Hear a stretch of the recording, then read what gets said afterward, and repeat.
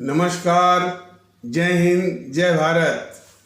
भारतीय अवाम ताकत दल अपने भारतीय भाई बहनों अर्थात अपने देश भारत की जनता अर्थात अपनी भारतीय अवाम से भारतीयता आधारित आपसी श्रद्धा, भारतीयता आधारित आपसी स्नेह, भारतीयता आधारित आपसी प्रेम, भारतीयता आधारित आपसी अखलाक मोहब्बत, भारतीयता आधारित आपसी सहयोग, भारतीयता आधारित आपसी सम्मान, भारतीयता आधारित आपसी एकता, भारतीयता आधारित आपसी भाईचारा तथा भारतीयता आधारित आपसी सद्भाव को समझने व उसे आत्मसात करके वैसा ही आचरण एवं व्यवहार करने हेतु और इसके समस्त भारत में प्रचार प्रसार करने हेतु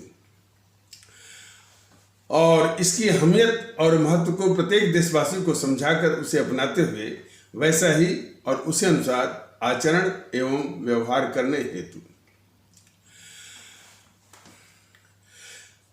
और प्रत्येक देशवासी को अपना ही भारतीय भाई बहन मानकर, समझकर, अपनाकर उनके साथ वैसा ही और उसी अनुसार आचरण एवं व्यवहार करने हेतु सतत, सदैव और हमेशा अदब के साथ, आदर के साथ अर्ज करता है, विनती करता है। सर्वप्रथम हम अपने सभी आदरणीय भारतीय भाई बहनों से एक विचार साझा करना चाहेंगे कि ये जो भारतीय अवाम ताकत दल जो ये भारतीय जनता पार्टी है, जो कि राष्ट्रवाद का दंभ भरती है, राष्ट्रवाद के नाम पर भावनात्मक शोषण करके क्योंकि हमारे भारतीय भाई बहनों में एक बहुत बड़ा तबका है जो कि राष्ट्रीय मुद्दों पर वो संवेदनशील हो जाता है। राष्ट्रवाद का कोई भी बात, राष्ट्रवाद की कोई भी बात उठाई जाती है तो वो स्वाभाविक रूप से वो जज्बाती हो जाता है और उसी जज्बातों का ये जो पाखंडी राष्ट्रवादी हैं उनका शोषण दोहन करके वोट बटोर रहे हैं और वो हमारे भोले भाई भारतीय भाई बहन इनकी जो छद्म राष्ट्रवादी हैं इनकी वास्तविकता से, इनके असलियत से वाकिफ नहीं हैं और वो छले जा रहे हैं। तो ये सबसे धोखेबाज किस्म की राष्ट्रवाद के नाम पर ये पार्टी है। तो अब जब उसकी असलियत भारतीय अवाम ताकत दल कम से कम यूट्यूब के माध्यम से अपने आदरणीय भारतीय अवाम के सामने रख रही है तो फिर इनके अपने जो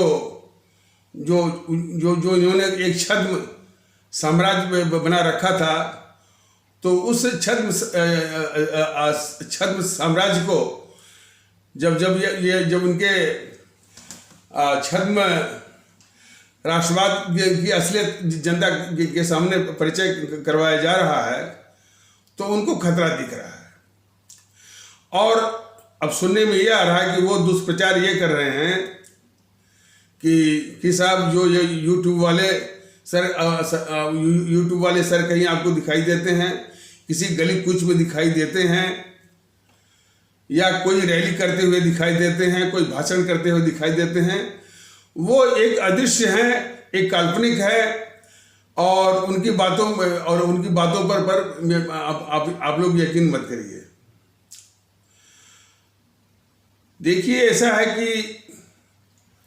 भारतीय अवाम ताकत दल पहले भी बता चुका है और अभी भी बता रहा है कि भारतीय अवाम ताकत दल का जो कार्यक्रम है वो सिर्फ यूट्यूब तक ही सीमित नहीं रहेगा, वो आप लोगों के बीच में आएगा। कोरोना संसाधन इत्यादि की सीमाएं हैं, कॉन्स्टेंट हैं। कोरोना तो खैर कम बेसी हो ही रहा है, साधन का भी साधन की भी चेष्टा, प्रयास और संघर्ष चल रहा है और आप लोगों के बीच में आने का और अंततोगत्वा आपके बीच में आना ही है, वो तो लक्ष्य है। इसके संबंध में हमारे आदरणीय भारतीय अवाम भी जान ले और जो ये दुष्प्रचार कर रहे हैं बीजेपी वाले, बीजेपी के सभी छोटे बड़े, छोटे भैये, बड़े भैये, वो लोग भी जान लें, और खास करके इस दुष्प्रचार के संबंध में भी जान लें कि भारतीय जनता दल अपने सभी कार्यकर्ताओं और पदाधिकारियों के साथ उनके बीच में आएगा। रही बात कि गली कूच में दिखना, रैली करना, ये सब के लिए संसाधन की आवश्यकता होती है। अब हमको कहने में जरा भी संकोच नहीं है। हो सकता है कि मेरे शब्द कुछ कड़े हों, कुछ ज़्यादा वो मर्यादा को ज़्यादा मर्यादा का पालन करने वाले न हों, लेकिन कहना पड़ेगा। ये देश के चोर उचक्के हमारी गरीब जनता का पैसा लूट करके, संसाधन पर काबिज हो करके, और किस तरह से रैलियां करवाते हैं, किस तरह से ये मीडिया पर काबिज होकर के अपना प्रचार करवाते हैं, किस तरह से लूट करके इनके पास काला धन है, और उसका अलग धन जो है ये डकैत चोर, और जो है वो अपने काला धन के बूते जो है ये प्रचार माध्यम, मीडिया माध्यम और अन्य माध्यमों पर काबिज करके बैठे हुए हैं और दुष्प्रचार कर रहे हैं, और इस समाज को और इस देश को तोड़ने में लगे हुए हैं। वो हमको नसीहत दे रहे हैं कि हम दिखते नहीं हैं। ये भारतीय जनता पार्टी के लोग न भूलें, इसी तरह की साधन विहीनता की जो दिक्कत थी, वो हमारे अमर शहीद थे, शहीद आजम भगत सिंह, अमर शहीद चंद्रशेखर आज़ाद, अमर शहीद अशफाक उल्लाह इत्यादि के समूह को भी थी, साधन विहीनता की स्थिति थी। अब अंग्रेज ये कहें कि कौन है भगत सिंह, वो तो दिखता नहीं है, और बात सही है। वो अंग्रेज इसी भारतीय जनता पार्टी की ही तरह, जरा अपने आदरणीय भारतीय भाईमान समझ लें, वो अंग्रेज इसी भारतीय जनता पार्टी की ही तरह वो इसी देश का पैसा लूट करके वो अंग्रेज कह रहे थे कि ये भगत सिंह कौन है, हमको तो हमको तो दिखाई नहीं देते हैं। और भगत सिंह के जितने भी शुभचिंतक थे, रिश्तेदार थे आसपास में, वो उनको हतोत्साहित कर रहे थे कि भाई कि इस इतना मजबूत ये अंग्रेजी सरकार से पंगा क्यों ले रहे हो। इसके चारों ओर इतनी तगड़ी पुलिस है, इतनी तगड़ी सेना है, इतना तगड़ा इनका शासन है, और इनका शासन सिर्फ भारत में ही नहीं है, दुनिया के कई देशों में है। इनका सूरज ही नहीं डूबता। तब भी शहीद आजम भगत सिंह ने अपनी उपस्थिति दर्ज करवाई, और जो चिट वो उन्होंने डाला लाहौर असेंबली में, तो उसमें यही लिखा था कि तुम्हारे कान जो बहरे हो गए हैं, उन बहरे कानों को सुनाने के लिए।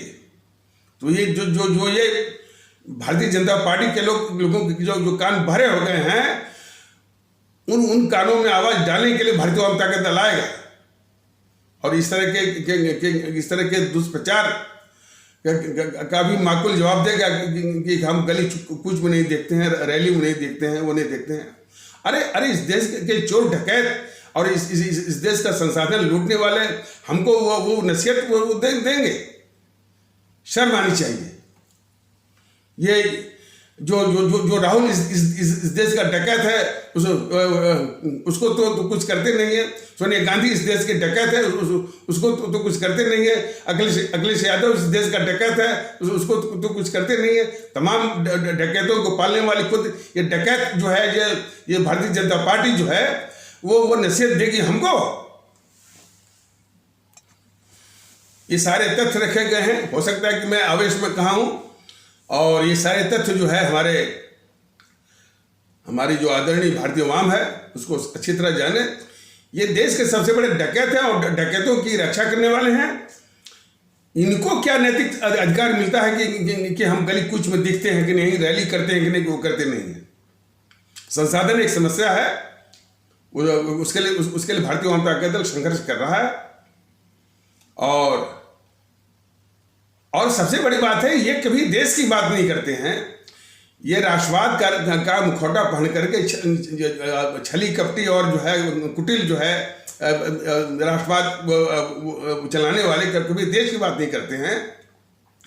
बस झूठ मूठ का जो है वो हिंदू सनातन कैसे रहेगा, वो रहेगा, ये रहेगा। ये हिंदू सनातन के प्रतिनिधि है। ये हिंदू सनातन के प्रतिनिधि कतई नहीं है। ये हिंदू सनातन के दुश्मन है और देश के भी दुश्मन है।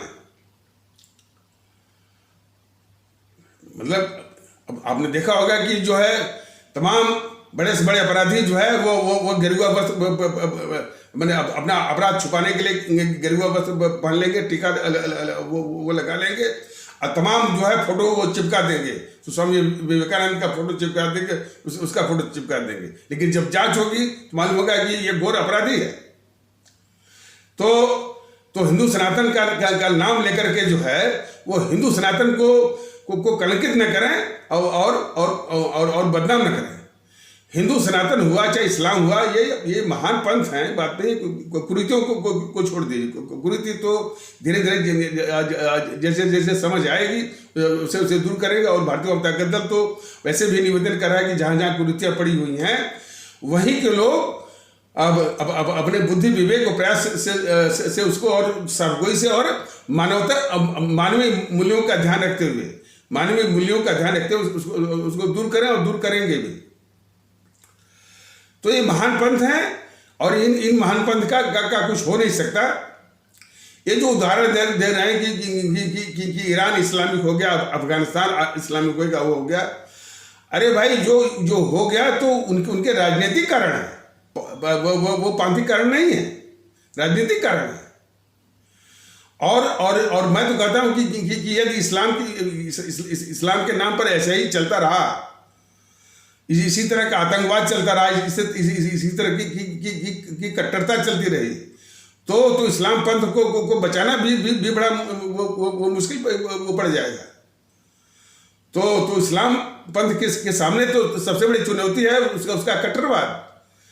जो कट्टरवादी तत्व हैं और जो है जो कट्टरवादी तत्व हैं और जो आतंकवादी तत्व हैं, जो इस्लाम का ही नाम लेकर के तमाम जो है ये मैंने उत्पात मचाए हुए हैं, वो सबसे बड़ी चुनौती है हमारे वो इस्लाम पंथ के लिए। इसलिए दुनिया में जितने भी इस्लाम पंथ के चिंतक हैं उनकी ड्यूटी बनती है, उनका फर्ज बनता है कि सबसे पहले वो इकट्ठे होकर के जो है इस इस्लाम के नाम पर जो इस्लाम के नाम पर जो आतंकवाद चलाया जा रहा है उसके अंत का जो है वो योजना बनाए और लागू करें उसको। अन्यथा जो है उसके मिटने का भी वो खतरा आ जाएगा। और कहना नहीं होगा कि इस्लाम के नाम पर जो आतंकवाद फैला रहे हैं उसके समर्थक मिल जाते हैं। इसलिए इसी इस्लाम आस्था वाले भारतीय भाई बहनों के समाज में जो कि काफी प्रतिशत हमारा मूल परस्त है, ऐसी बात नहीं है। लेकिन ऐसे तत्व भी हैं जो कि इतने आतंकवादी तालिबान का समर्थन करते हैं, आतंकवादियों का समर्थन करते हैं। तो अब जो है मैंने जो इस्लाम आस्था वाले हमारे आदरणीय भारतीय भाई बहनों की जो समाज है उनके ऊपर यह भी खतरा है कि भाई वो आतंकवाद को जब भारत में हो चाहे विश्व में हो, वो इस्लाम का नाम लेकर के जो आतंकवाद कर रहे हैं उसको समाप्त करने की एक बृहद प्रयास, एक बृहद योजना बनाए वो। नहीं तो खतरा आ जाएगा, उसके एक्सटेंशन का खतरा आ जाएगा। तो बात की जा रही थी कि हमारे जितने भी ये हमारे जिस तरह से वो कह रहे हैं कि हमारा विस्तार हो गया अफगानिस्तान में, ईरान में, वहाँ यहाँ, वो ठीक है, वो राजनीतिक कारण रहे होंगे, बात नहीं है। हाँ, लेकिन उसी राजनीतिक कारण का उल्टा पासा ये पड़ने वाला है। या अब ये सारे आतंकवादी जो है वो इस्लाम का नाम ले रहे हैं, जिहाद का नाम ले रहे हैं। तो ये सबसे पहले चुनौती जो है वो इस्लाम पंथ को है।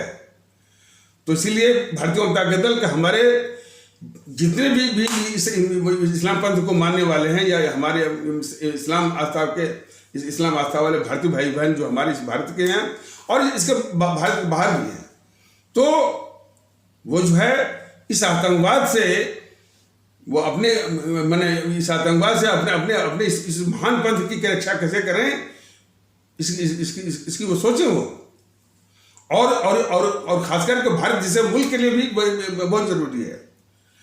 लेकिन ये प्रयास, ये समस्या इतनी आसान भी नहीं है। यहाँ कट्टरवादी और अवसरवादी तत्व इतने घिनौने हैं कि उनका भी सफाया करना बहुत जरूरी है।